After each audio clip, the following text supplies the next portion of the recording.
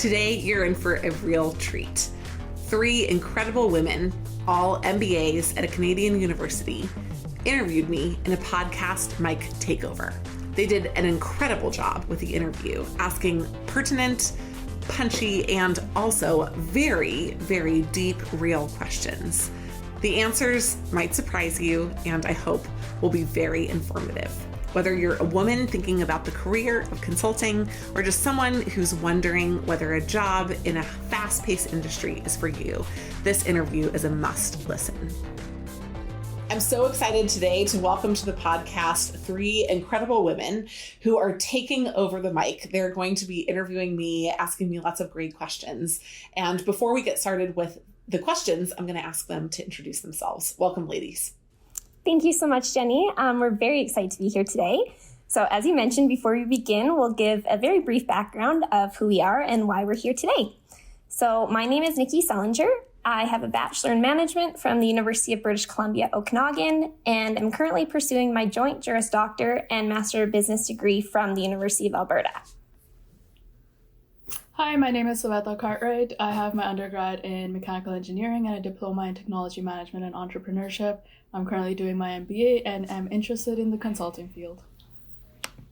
Hi, my name is Marisa, and I have a Bachelor of Commerce from the University of Windsor. My background is in the media industry, but I'm looking to pivot into a career in management consulting upon completing my Master of Business degree at the University of Alberta. Thanks, guys. So we had the absolute pleasure of participating in some workshops with Jenny and have since been really curious to learn more about management consulting. So as we mentioned, we all come from a wide array of backgrounds, but management consulting is new and we're excited and eager to learn more about it and very grateful to have this opportunity to spend time with her. And the whole idea to have the Q&A over the podcast stemmed from us being really inspired by Jenny's sessions and wanting to address some questions that we as a group found ourselves to be really curious about and thought Jenny would be the perfect person to offer some insight. And we're really grateful to have this opportunity to interview and are excited to learn more about how to become an excellent management consultant. Perfect. So without any further ado, if it's okay, we will open the floor for some questions for you. Absolutely. I was born ready for this. That is the spirit. So many of us have received a lot of advice, tips, and tricks on how to earn a management consulting position. But at times it can be super overwhelming and we're not exactly sure where to start.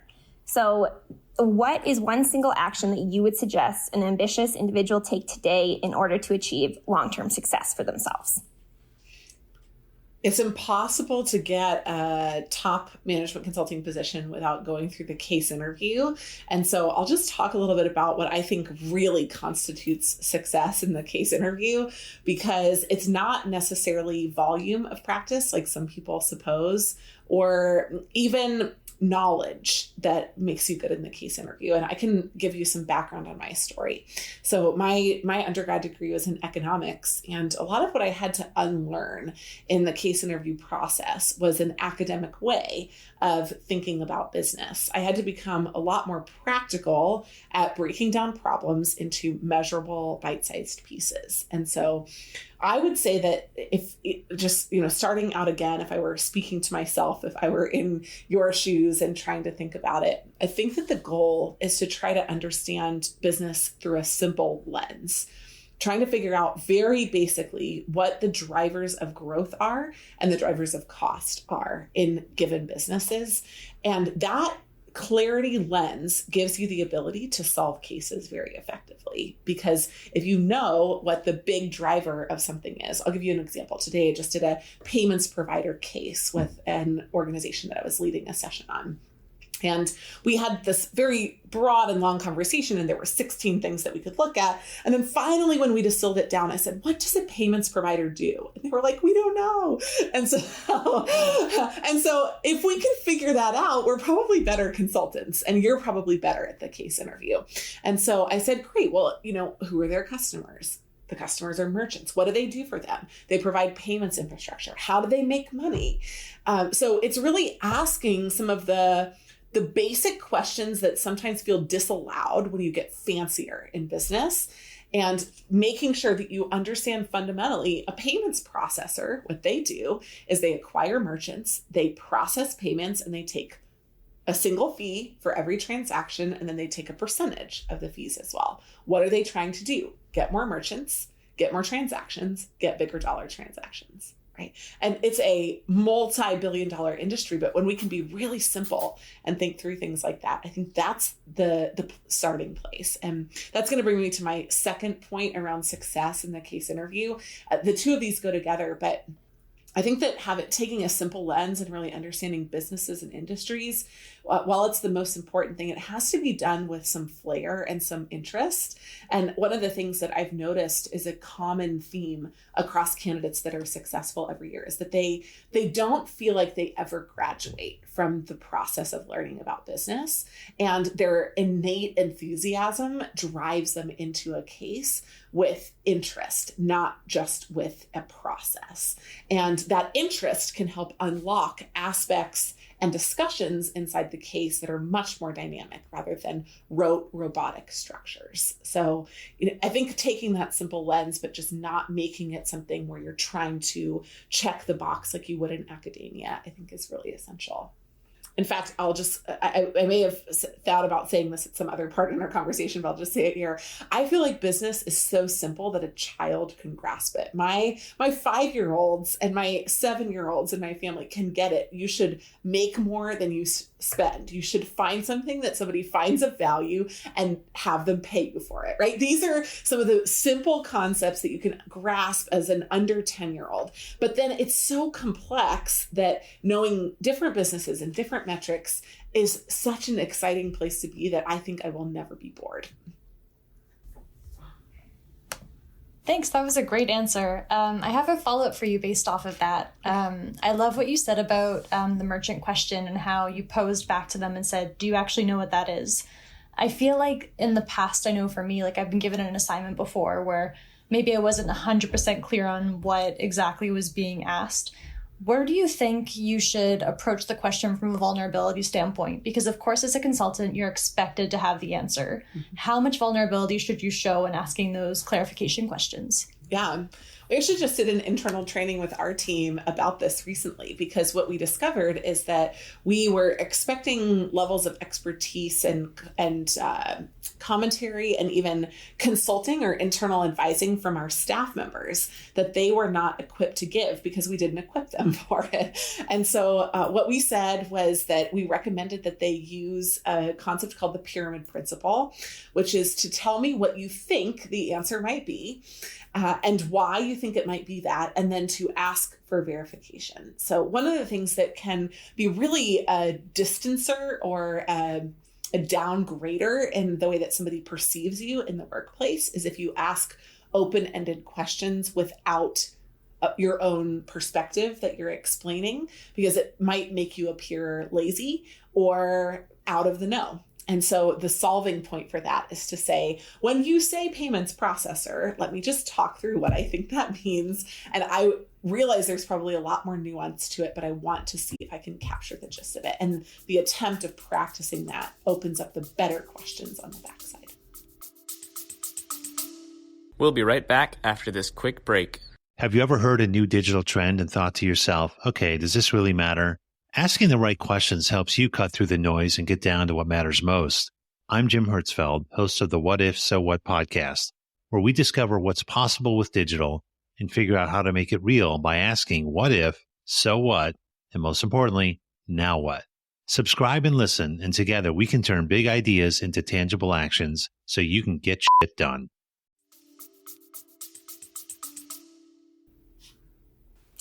Thank you. And I really like your emphasis on learning throughout all of this, because I think that's the main reason I'm so intrigued by management consulting is every individual who I meet who's in the industry, that's one of the first things they say is it's constant learning, and that's what they love about it. And so it's really nice to just hear that reiterated time and time again. Absolutely. In fact, the things that you learn aren't the things that you always want to learn. It might be about a chicken farm or something as sexy as, chemicals that go into eyebrow coloring, or things that you're like, how is that even an industry? And what did it happen? And it's also challenging because the problems that you're being brought and paid handsomely to solve are brought to you and paid handsomely to solve because they weren't solvable in terms of the inside of an industry. And so there is a really exciting nature of it, just as long as people don't think that it's all solving problems for Disney and rainbows, right? Fair. Okay, we'll move on to the second question. Yes, so I think that it's really clear for anyone who's met you or maybe watched one of your videos or listened to a podcast that you carry yourself really confidently and you present yourself as always being really self-assured. And I think that for a lot of us, that's a really admirable quality. Has this confidence always come naturally to you, or has it been something that's been built over many years? It's a great question. There were some pieces of the confidence that probably were natural, and I'm a firstborn in my family, so I had the ability to carve out time with my parents like younger siblings sometimes don't. So in fact, I told my parents when I was 3 at a dinner party that I didn't want to play with the children because they were boring and I wanted to have intellectually stimulating conversation, which just might give you a little insight into what a psychopath I am. But really, I was interested in learning, and I was also, I think I did a lot of it so early in my life that I did gain self-assurance at a pretty rapid pace. So I asked my family when we had the second child, so there were 4 of us traveling, if I could be the one seated alone on a plane. And I would sit and I would investigate what the people sitting next to me did for a living. And I would ask them, like, tell me a little bit about your career. And do you have a dog? And the other questions that a 5-year-old asks to random strangers. So I developed this kind of, curiosity that helped me carry myself, I think, because it wasn't just about presentation, it was about interaction. And I think that's a big element around progressing in the way that we carry ourselves, is understanding how to match expectations and tone and question answers with more questions to really pursue what somebody's really looking for in a conversation or in a situation. But then there was some other training that I got. I was actually in pageants when I was in high school. This is a dark secret of mine. And there were no bathing suits involved. These were, very classy pageants. But there were evening dresses and piano concerts and public speaking on our feet that was a part of that. And so I did have some places where I was able to test out pressure from an earlier age as well. And so anyhow, hopefully that gives you some insight into where some of that came from. Did I capture the essence of the question, or did you want to ask something about, I don't know if I got everything around how you would grow into it. I know that I answered the kind of where the heck did the weirdness come from, but maybe not the rest of it. No, I definitely loved hearing the background about like your upbringing and the fact that you're the eldest child. I think you've got a leg up there. I'm 4th out of 5 kids, so it's a very different situation for me. Where were the adults, right? Where were the adults? I still don't know. Raised by wolves, No, I'm kidding. But I think that what I was really hoping to hear, if you don't mind sharing, is almost a bit more about the consulting point of view, because I remember hearing your past story about how you had a friend or a colleague who really sat you down and went through all of those different types of cases with you. Mm-hmm. And I think the fact that like now you can take pretty much any case and just break it down like that is so impressive. And so how would you recommend maybe kind of doing a similar type of thing, but in the age of COVID when you can't really sit down with people, or maybe just in this generation now? You know what? The way that you asked that question made me think of something I've never thought of before. And this is so fun. One of the things that she told me from the beginning was that I could do the job. And I just realized that probably gave me the innate confidence to unpack things in a way where I knew that I could figure it out. And I would estimate that there are probably a lot of people who have real doubt about that, whether they could actually do the job, whether they could actually succeed. And I would say that maybe the first thing that needs to happen is a mindset shift or a conversation with a mentor that could encourage you, and asking somebody just, but you have to, when you ask them, you have to believe them. There's that part too, but asking somebody, do you think I could do this job? And I think that the ability for me to solve problems came from this, just, I know I can get there, so I just have to solve for the gap rather than not knowing how big the gap might be. And so that was one thing. And then practically and tactically, I opened myself up to constructive feedback, which was really painful for me. I'm much better at having people tell me I'm wonderful. And so having her and giving her the permission to tell me that I was really missing the mark, with that combined with the I know I can get there, I think was a really powerful tension. And then what she did with me was that she said, I think you're reading too much.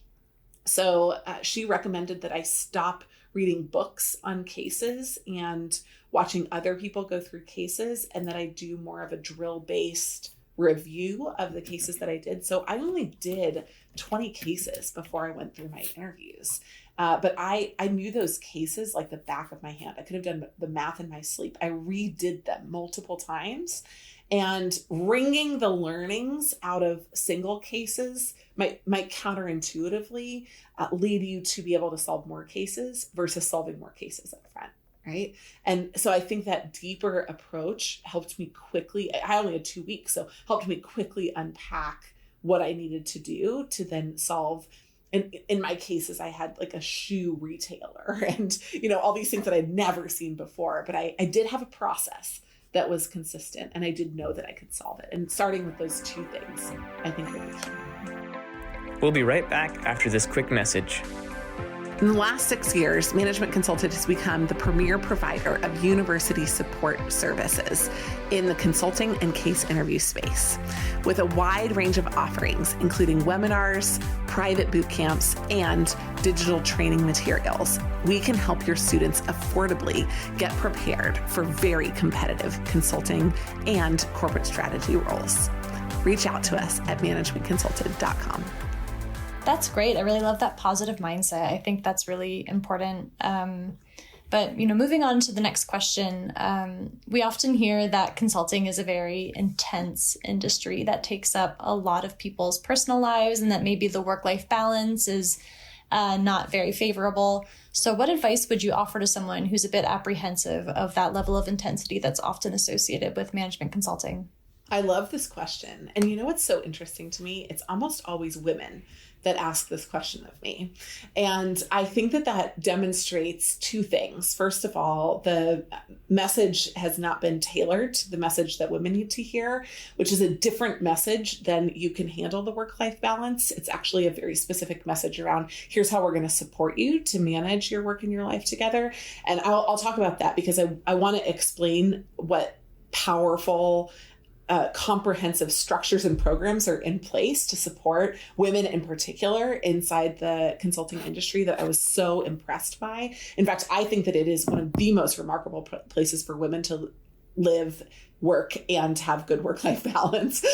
So I'll talk about why that is. But I think the second piece that's also really important to note is that I think that sometimes women have questions that are different questions that question is masking, and I'll explain that. I think it has to do with whether or not we think that we can do things well in the work and the life category. It's a more fundamental question rather than is consulting a good place for work and life? Is work and life balance possible?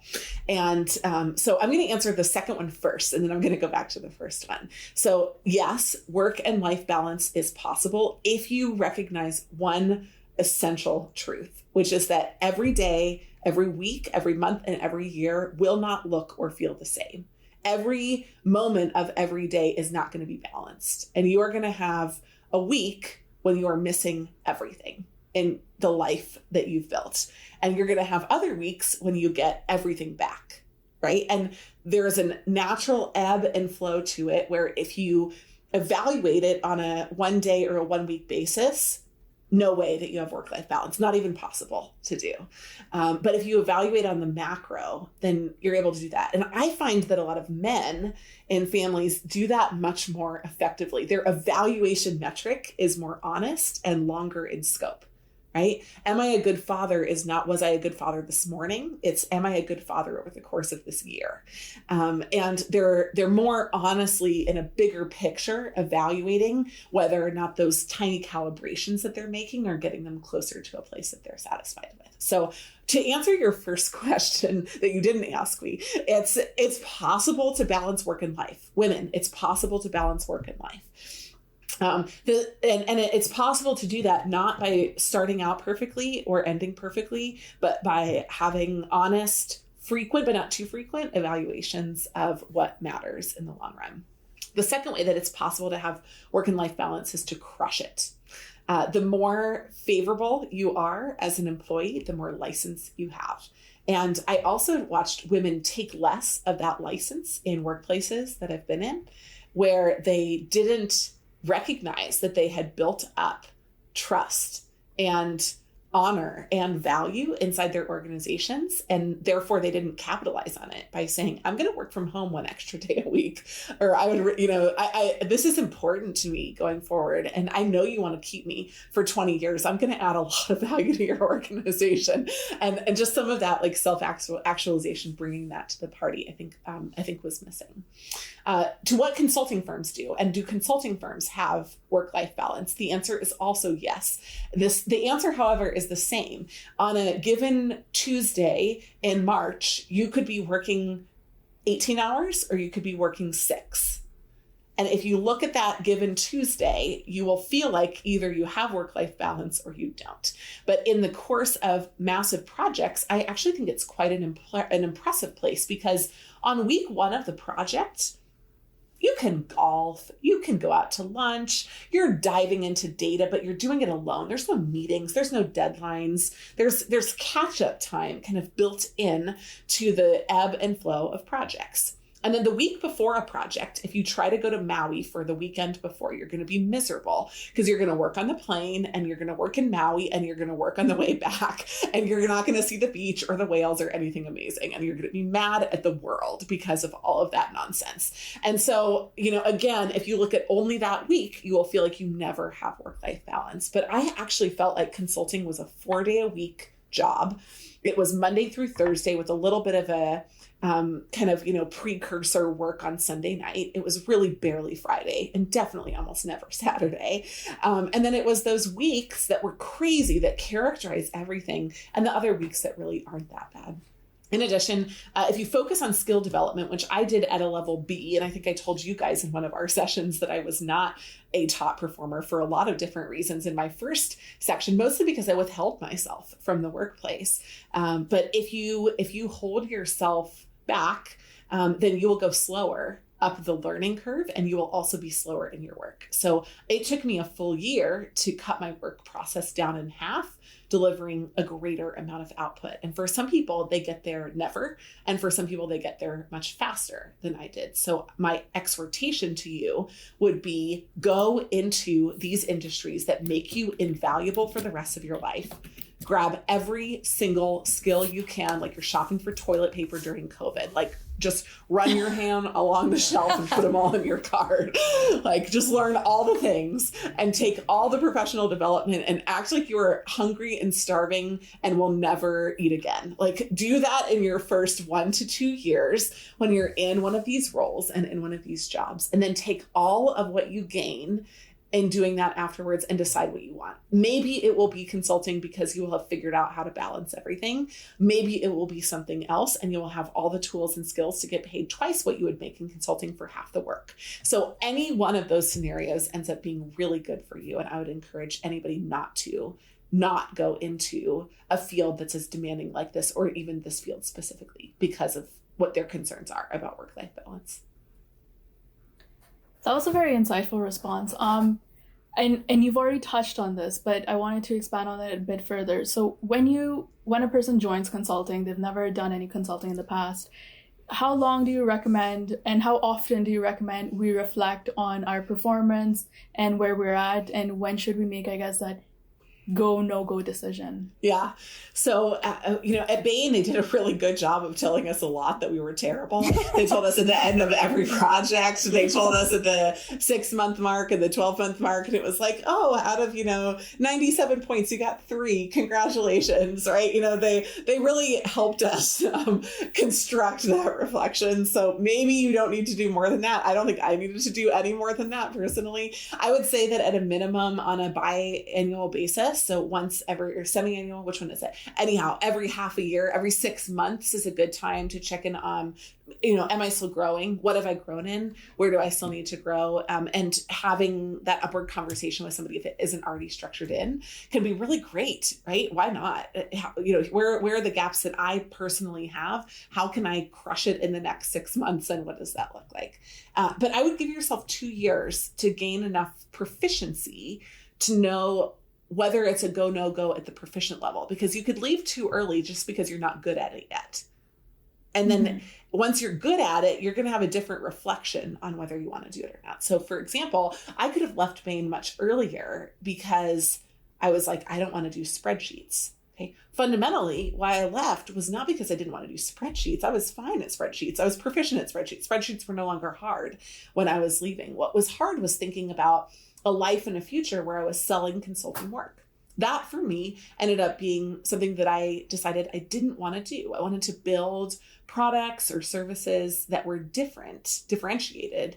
And I felt like even though I could see, value, and honor the work that the partners did, I just couldn't see my life following that trajectory. And so I think you have to be able to ask the right questions before you are asking that go, no go decision. I love that discussion, and it's unfortunate we don't have 5 hours to talk because I feel like there's so many follow-up questions, but I will move on. And you have alluded to this next one a little bit here, but it's evidently very challenging to earn a position at one of the top 3 consulting firms, or any consulting firm for that matter. And so what skill, and I'm going to specify it a little bit more, aside from case study preparation, what skill would you say is most valuable to have when applying? You need to have done a consulting-like project. In fact, just yesterday, we had a conversation with a partner from a strategy consulting firm that's not one of the top 3, but certainly competes with them. And he said the only thing that they look for in parallel hires is your consulting-like work. So they're looking for you to have proved in your own life that you can do and do like the work that you're expected to do, which means you need to have the explanation that you've done work in Excel. You need to have the explanation that you've solved a business problem for an organization. And they're looking for that in the fit interview, but they're looking to see if you can verify that you're capable of doing it through the case interview as well. But one of the things, so just as an example, we have 2 programs that we run through Management Consulted. One is Black Belt, that's focused on casing. And Nicky, the second one is focused, it's called Strategy Sprint. And it's focused on doing an actual project for an actual client. And what our clients that have done both have said is that they find that there's a lot of overlap, right? The better casers are the ones that are better in the projects, and the ones that are better in the projects are better from casing. And so I think that actual skills-based experience, I can solve a problem by building a spreadsheet and finding the right data to answer the question that's being asked. That actual applied process is really valuable to organizations. And the more that you've done it, if you've done it once, like Strategy Sprint for many people has got them the job. The firms only needed to know that they did it one time. But if you've done it repetitively or internally inside an organization, or you've worked in a kind of internal consulting capacity professionally, that can also be really attractive. Okay, that's great. And then to ladder onto that, I'm curious what an interpersonal skill would be that you would think is really important, whether that's listening or work ethic or whatnot. Follow-up questions. It's tactical and interpersonal at the same time. But the follow-up question you just asked is an amazing example of it. There are a lot of people who operate at quite a distance. And so follow-up questions draw you closer. They draw you in. And so someone's ability to ask a clarifying question or a follow-up question or let's say you ask me a question about my story and we're in an interview and you say, why have you stayed here? What has been so compelling about the firm that has made you turn down every other offer that I'm sure has come in the door? Right. And then I answer that. And then instead of being like, I have another question, right? You're just like, just the follow-up moment, I think, is so essential. And the way that you get great solutions for clients is by asking great questions. So yeah, if I could encourage people, in fact, we do manager training at the corporate level, at the Fortune 500 level. And one of the things that we teach new presenters is how to, when someone asks them a question in a meeting, how to ask a follow-up question to the question before they answer it. It's one of the core skills that they don't have, that they need in order to gain the authority and the perception that they need to answer the question effectively. Wonderful. Well, we have lots of follow-up, but again, I'll pass it on to the next person. Thank you. So I had a question about failures in general. So all of us have failed at one point or another. And at work, you can go in a little bit of a lull where nothing's working, you're not winning contracts, your recommendations aren't being approved. How do you what internal dialogue do you maintain through such challenging times to keep you going and making sure that every time you get back on the horse and give it your 100% rather than get defeated? Yeah, this question out of all the ones that you sent me was hardest for me to answer because, again, I've never thought about it. I think I've done it maybe in some healthy and some unhealthy ways, in fact. And so it caused me to really reflect on what that looks like. I think that for me, the only thing that has successfully helped me navigate is thinking about what I can learn from the defeat and categorizing it in one or two ways, right? Situational, i.e. I didn't have control over the defeat. Sometimes if you're selling a sales contract and it quite honestly had nothing to do with how well you connected and how, thorough your response was, and maybe you even had the better idea, but somebody just had a COVID situation and their budget got cut. It's really not your fault. There's internal politics that led them to in no way be able to do what you asked, proposed, or needed them to do. That's one category. And so knowing when it's okay to say there really wasn't a chance that opportunity was going to work out, then separating out the ones where it is your fault. And then I think being able to clearly understand which is one of the first things. So not immediately assuming it's not your fault and not immediately assuming it's your fault is really helpful. And then once you figure out whose fault it is, then you know what to do, right? In one situation, for example, the learning from this person had no ability to do what we needed them to do would be who right now has the ability to do what I need them to do. Right? Is it somebody else in that organization, somebody else in a different organization? Like, what am I looking for that's different than what I found in the first place? And if it's you, it's, okay, I oversold that. I tried 3 times and I should have just let them tell me the first time that they weren't interested. It's really taking the feedback of the process and recognizing how incrementally you need to grow. But either way, you're basically pivoting by redoing what your process is or by moving to an adjacency. And I think that's one of the reasons that we've been able to grow. One of the things that we did at the beginning of COVID, because we had no idea what was going to happen to our business or anyone else's, is we just opened up a listening call. And we said, we'll be on Zoom at this time. If you want to come and talk, come and talk. We had no plan, no prescription, but it was a learning opportunity for us. And we just said, what are the questions that you have? What are you worried about? Tell us what you're thinking. And then people just kind of started chatting. And it came for us with ideas about building new ways of doing things that we never had before. And it's been for our business an accelerant, actually. So anyhow, that position of learning is probably the most important part of it. But then not just assuming that you're always wrong is, I think, probably the more important piece. Yeah, I think that's really powerful, especially, I guess, reflecting back on my internal dialogue. I default to, I did it all wrong, everything's messed up, it was my fault. But talking about differentiating between the situation versus something that you can learn yourself, I think is really important. And perhaps more often than not, it's likely situational. Absolutely. I you know what? I have someone on my team who does this better than I do. So I've learned from him. There are times when I'm like, what could we have done differently? And he's like, honestly, nothing. And I'm like, that's not possible. And then, and he says, no, really, I really think that we just need to move on to, and everything is a percentages game kind of at the end of the day. And I'm like, what are you talking about? Right. I want to win everything. And, and so Saveta, I think that skill is something that I've learned by watching people that are better, calmer, and more proficient at it than I am. Yeah, for sure. Especially the calmer part. I identify with that.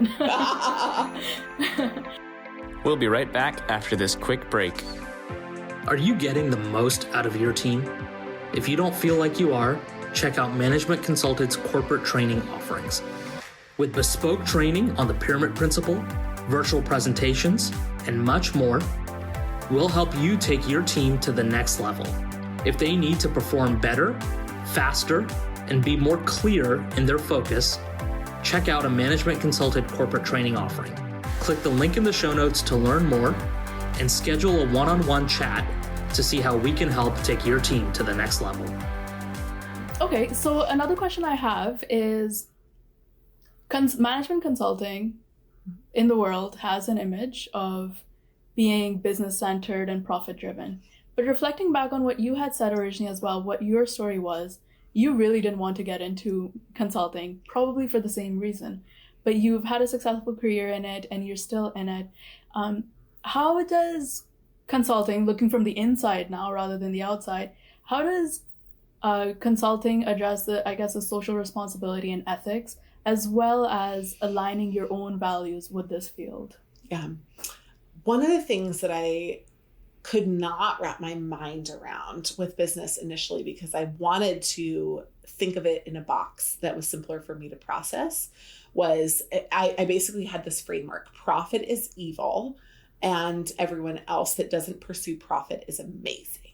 It was like profit was this unpurifier of people, businesses, and everything else. And I've come to have a more nuanced understanding of profit in the first place. So you only make a profit in a business if you succeed at solving a problem for an organization. In fact, that's one of the reasons I fell in love with business in the first place, is that as I was traveling, I noticed that businesses, better than governments and better than nonprofits, actually solved problems for people. And I was powerfully impressed by what that looks like. One of the challenges with that comes the fact that strategically, you're going to invest $3 in the US versus any dollar anywhere else in the world because of the value, right? And so what does that mean? You get differential gain in the US and North America in general versus the rest of the world, because there's continued investment, continued willingness to pay, continued advancement. And then you find this accelerating factor of like, there's more business services developed by more people in more places. And there's this bigger ecosystem, and it just gets like to be this giant kind of all-encompassing thing. And so I think that corporate social responsibility comes from not saying we're only going to do one, we're only going to focus on the biggest segment, we're only going to focus on the biggest profit earners, but we can make money in different places. And so we are going to focus on the things that drive the most profit in our business, because that means that we're solving the biggest problems for the most people. Good. Right. But it also means that we're allocating, not necessarily through corporate social responsibility, which usually implies that we're giving money away, but through, thoughtful development, through thoughtful, through work that doesn't have an immediate effect. Where we are making sure that we're reallocating resources, problem solving, the gifts of the organization and the products and services to places that otherwise would be neglected. If we said, instead of there are 3 segments and they're tiered 1, 2, 3, we said there are 3 segments and we're tiered 1, right? Corporate social responsibility says we're going to put 80% toward 1, 10% towards 2, and 10% towards 3. And I think that's where the power of it comes in, is where you don't just build a pipeline for giving, but a pipeline for continued development of the business by allocating this kind of innovation fund to figuring out how to solve problems. That's actually really insightful. I think that's a key fact that's missing from general public's knowledge, that it's about solving problems and providing innovative solutions. And what you said really resonates with me, where you said if you're getting profits, it's actually solving a real problem which affects the greatest number of people. There are, I was just having a conversation this week about when you buy in gaming, like in a game like Fortnite, when you buy a skin, how much it costs. And like, there are probably exceptions to my rule. I'm not really sure that solves a let's call it a need, but certainly a want, and both could be considered problems. So that has driven me, Saveta, to remain so interested in the different kinds of businesses and different places, in new businesses and old businesses, in trying to figure out what makes businesses go away. It's not usually because they mismanage them. It's because the need of what they offered is disappearing. The business as it was structured no longer solves the need. And so businesses that successfully pivot over generations pivot to needs, not to products. Well, I think that concludes all the questions that we have on our end. I think I can say on behalf of all three of us how fun this has been and how much we've all learned from it. Thank you so much again for all of your time and all of your insights to our questions. Thank you. It was really an honor. And I hope that something that I said today will encourage, inspire, or challenge you, because I think I've had the opportunity to be encouraged, inspired, and challenged by a lot of people in my life. So it's a great opportunity for me to get to share this information with y'all. Thanks again for asking me. Thank you so much. Thanks, Jenny. That was very insightful. Usually at the end of our podcasts, we let you know about things that we offer, like corporate training or consulting or advising for your interviews. But today we just have one question that we want to ask. Do you have something that you would like to hear from us? If so, come join us as a podcast mic takeover guest. You can ask great questions that I'm sure lots of other people are asking as well, and have the opportunity to get your voice heard on the podcast. We would love to host you, and you can reach out to us for more information at team@managementconsulted.com. In addition, if you liked this podcast, won't you share it, like it, or leave us a great review? Thanks for joining, and we hope to have you on a future episode of Strategy Simplified.